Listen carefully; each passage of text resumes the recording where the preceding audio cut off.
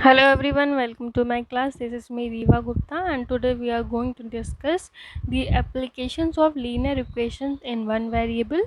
So as we have already discussed the exercise 2.1 and the methods of how to solve the exercise. So today we are going to solve the applications, and in this we are going to solve the examples that are given in the NCERT book. So let us start.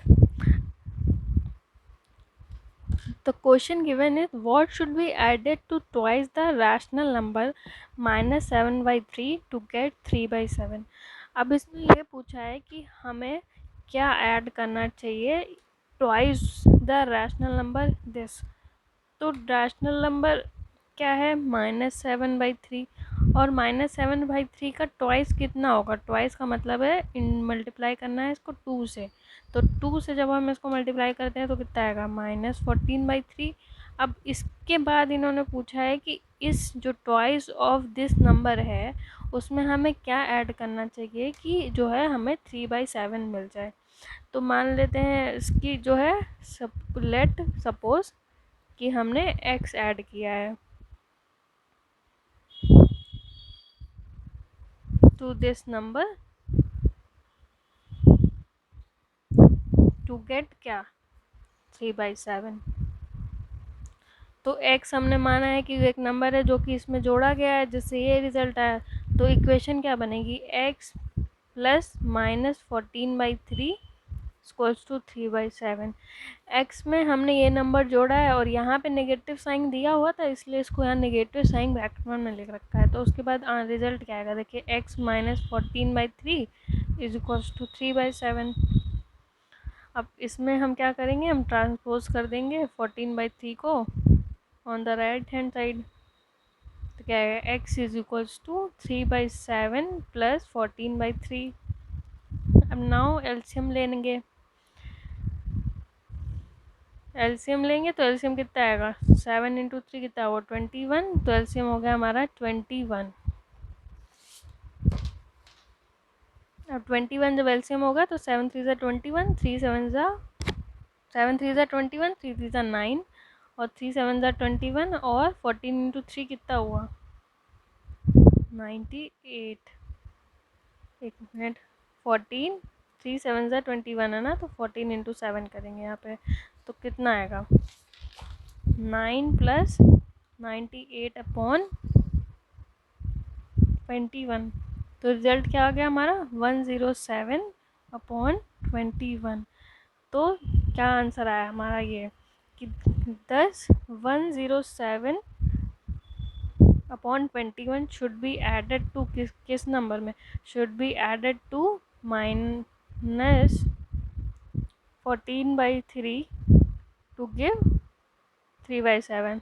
what is this, this is twice of rational number।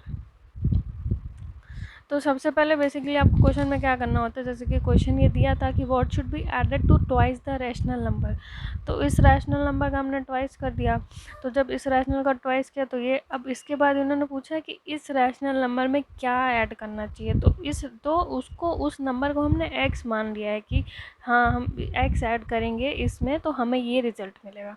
उसके बाद जब ये सब करने के बाद हमारी एक इक्वेशन बन जाती है। अब ये इक्वेशन को आपने जो बेसिक मेथड पढ़ा है ट्रांसपोज वाला या बैलेंस वाला, उससे आप इसको सॉल्व कर लीजिए, आपका आंसर रिजल्ट आ जाएगा। चलिए नेक्स्ट क्वेश्चन करते हैं। ये भी एक एग्जाम्पल है, this is example number 6। Next question है the parameter of a rectangle is 13 centimetre. एक रेक्टेंगल दिया हुआ है जिसका है पेरीमीटर 13 सेंटीमीटर और उसकी जो विड्थ दी है वो कितनी है 3/4 सेंटीमीटर। अब इसमें हमें निकालना है कि उसकी लेंथ कितनी है। ठीक है, अब सबसे पहले इसको आप रैशनल फॉर्म में इसको ले आइए। 4 2 8, 8 + 3 11/4। अब उसके बाद इन्होंने पूछा है कि लेंथ ऑफ द रेक्टेंगल कितनी है। जब जो भी चीज़ पूछी गई हो उसको आप सबसे पहले x ले लीजिए। तो लेंथ ऑफ रेक्टेंगल को हम लेंगे लेट लेंथ ऑफ रेक्टेंगल भी x। हमने उसको x ले लिया। x centimetre. अब पेरीमीटर ऑफ रेक्टेंगल का फॉर्मूला क्या होता है? Perimeter is equals to 2l plus b होता है। तो लेंथ हमारी x है और ब्रेथ जो है वो 11/4 और पेरीमीटर हमारा कितना दिया 13, तो यहाँ पे पुट कर दिए पेरीमीटर 13 इक्वल्स टू 2, l हमने लिया है x प्लस ब्रेथ है हमारी 11/4, तो 11/4 आ गया। अब इसको सॉल्व करो,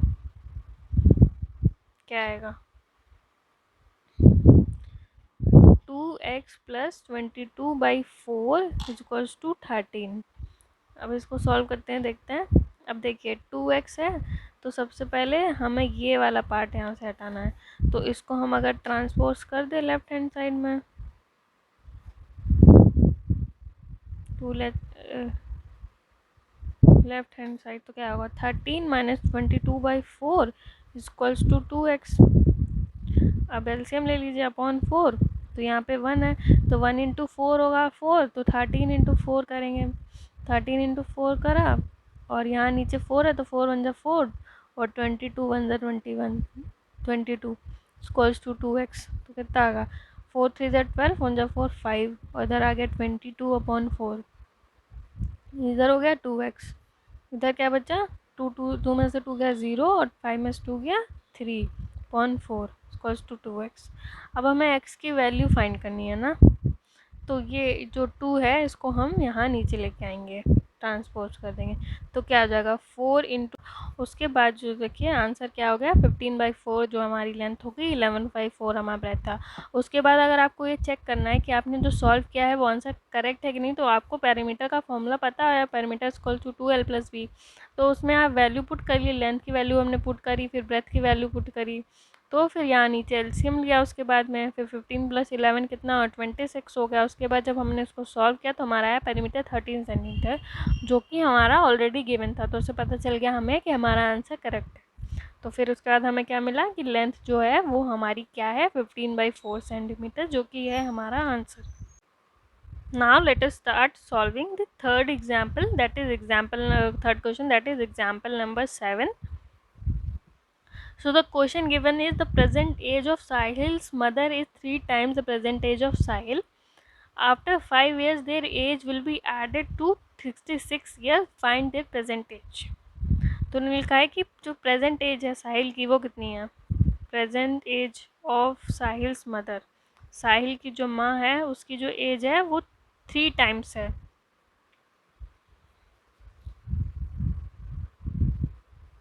ऑफ साहिल्स एज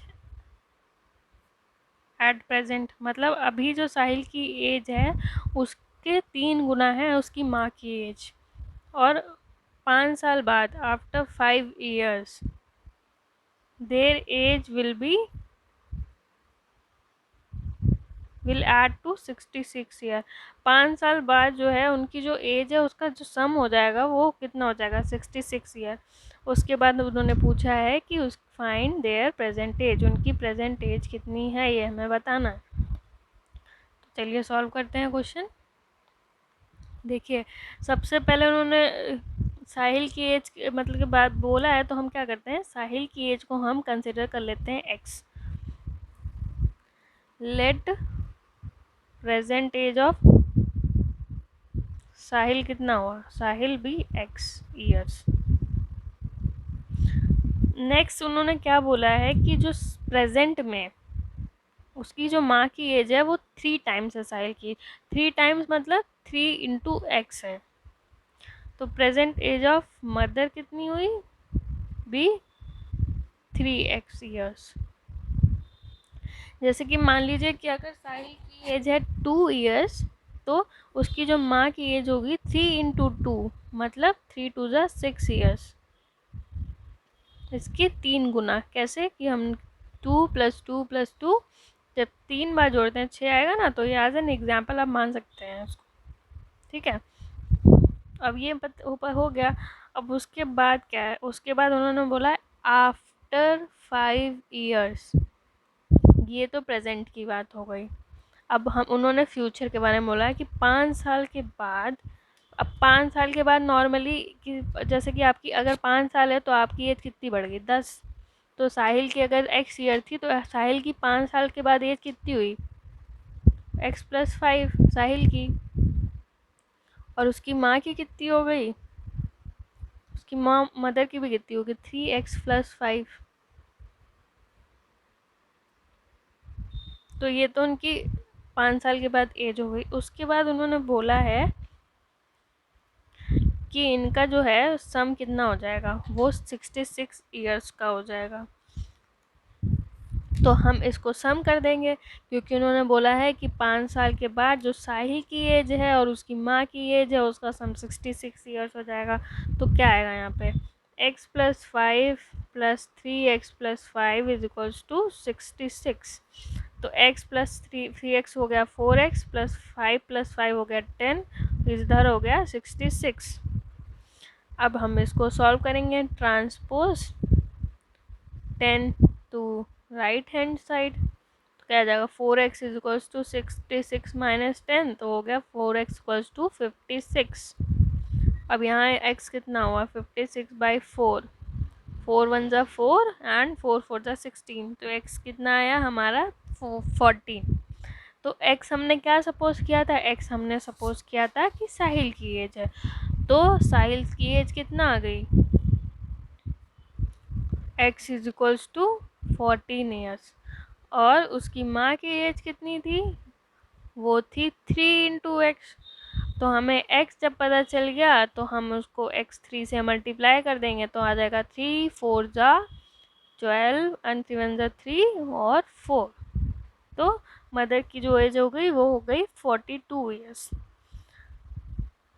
और देखिए अब ये हमें आंसर पता चल गया, क्योंकि हमें प्रेजेंट एज निकालनी थी। साहिल की 14 ईयर्स हो गई और 42 ईयर्स। अब अगर आपको मान लीजिए चेक करना है कि हाँ मैंने आंसर जो निकाला है वो सही है कि नहीं, तो जैसे कि उन्होंने बोला था यहाँ पे इस इक्वेशन में कि जो उसकी 5 साल के बाद इतनी एज हो जाएगी साहिल की और माँ की 3x+5, तो ये वाली इक्वेशन बनी थी। सबसे पहले आपको इक्वेशन ही बनानी है सॉल्व करने के लिए कोई क्वेश्चन। अब ये वाली जब इक्वेशन बनी है तो इसी इक्वेशन में आप वैल्यू पुट करके देखिए, अगर सम आ रहा है 66 तो हमारा आंसर सही है। तो देखिए अब हम इसमें पुट करके देखते हैं, x+5 थी और दूसरी थी 3x+5 और इक्वल टू था क्या 66। x कितना था 14 + 5, 3x कितना है 42 + 5 कितना है 5 5 कितना हुआ 10 और 4 + 2 6, 2 + 1 5, आंसर आ गया 66। तो मतलब हमारा आंसर जो है वो करेक्ट है। तो ऐसे ही हम linear equations in one variable के थ्रू वर्ल्ड प्रॉब्लम्स को सॉल्व करते हैं। सबसे पहले आपको जो है x फाइंड आउट करना है, x पता करना है कि x हमें क्या निकालना है। उसके बाद आपको इक्वेशन बनानी है। जैसे ही इक्वेशन बन जाएगी आपके लिए इजी हो जाएगा, क्योंकि आपको फिर वो सिंपली ट्रांसपोज मेथड या बैलेंसिंग मेथड के थ्रू क्वेश्चन को सॉल्व करना है। तो यहीं आज हमने 3 एग्जाम्पल्स किए हैं। नेक्स्ट पार्ट में हम आगे के क्वेश्चंस को सॉल्व करेंगे। Thanks for watching. I hope you like the video. If you like please do like and subscribe. Thank you.